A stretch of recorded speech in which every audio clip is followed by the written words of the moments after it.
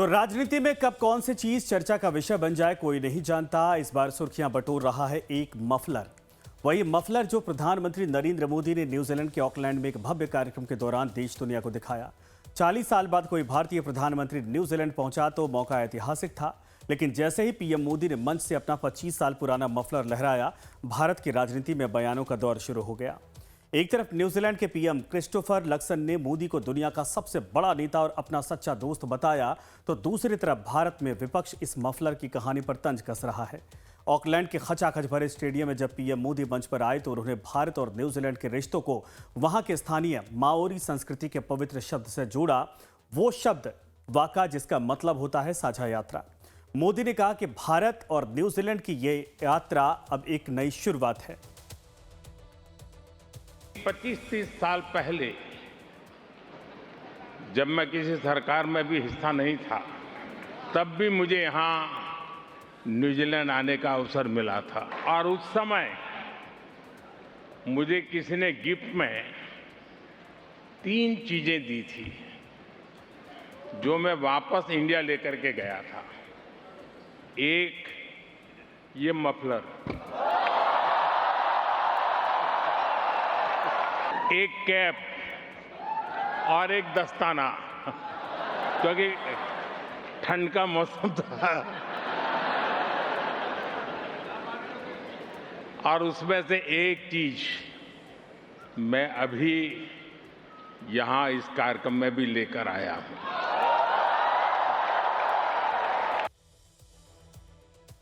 तो जैसे ही प्रधानमंत्री मोदी ने वो मफलर मंच से दिखाया, वहां मौजूद भारतीय समुदाय ने तालियों से स्वागत किया।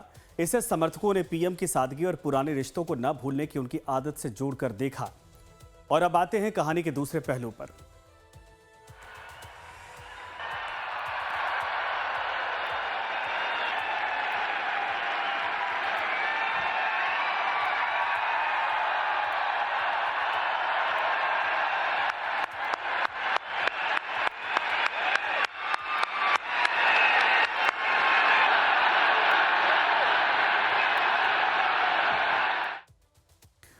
और अब आते हैं कहानी के दूसरे पहलू पर। जैसे ही ये मफलर टीवी और सोशल मीडिया पर चमका, भारत में विपक्ष ने इस पर मोर्चा खोल दिया।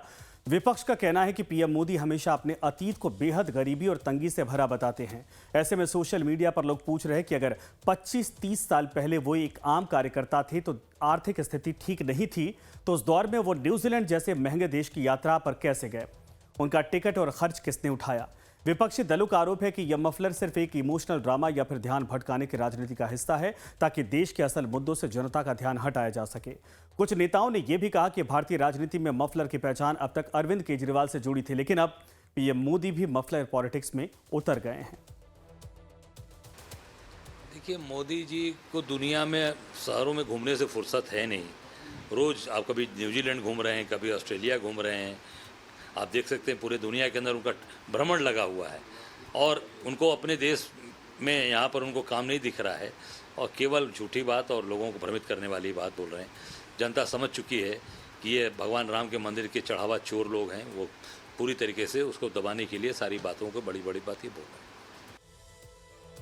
तो विपक्ष के इन हमलों पर बीजेपी और मोदी समर्थकों ने भी करारा जवाब दिया। उनका तर्क है कि एक मफलर को 25 साल तक संभाल कर रखना यह दिखाता है कि पीएम मोदी के लिए तोहफे की कीमत पैसों से नहीं बल्कि भावनाओं से तय होती है। समर्थकों ने साफ किया कि 90 के दशक में नरेंद्र मोदी बीजेपी के उभरते हुए और सक्रिय संगठन कार्यकर्ता थे।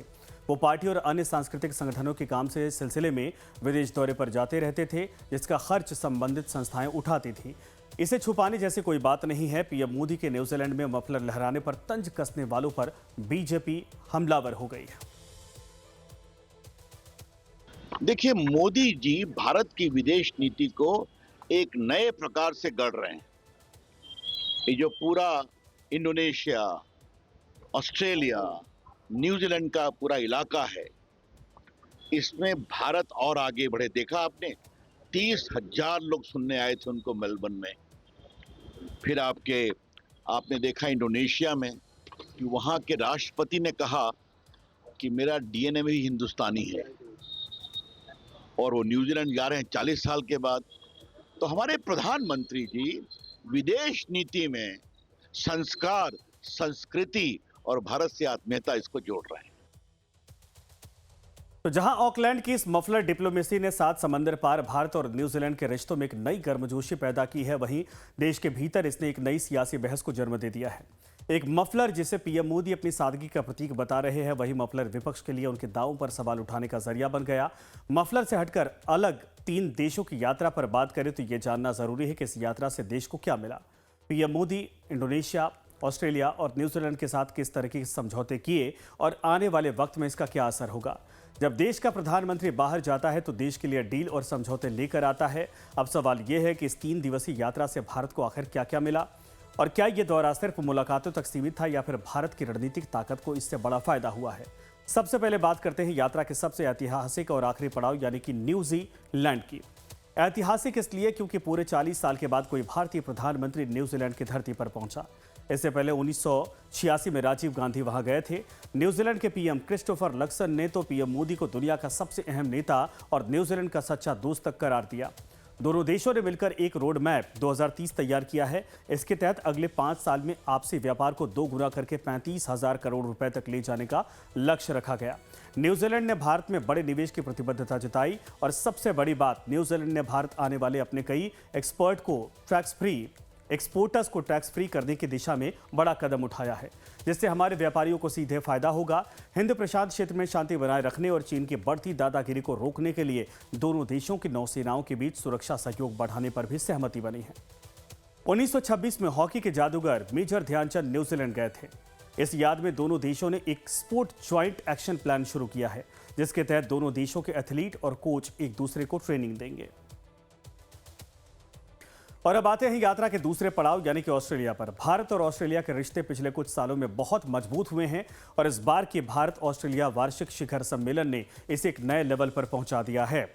भारत और ऑस्ट्रेलिया के बीच लिथियम और कोबाल्ट सप्लाई को लेकर बड़ी डील सील हो गई है।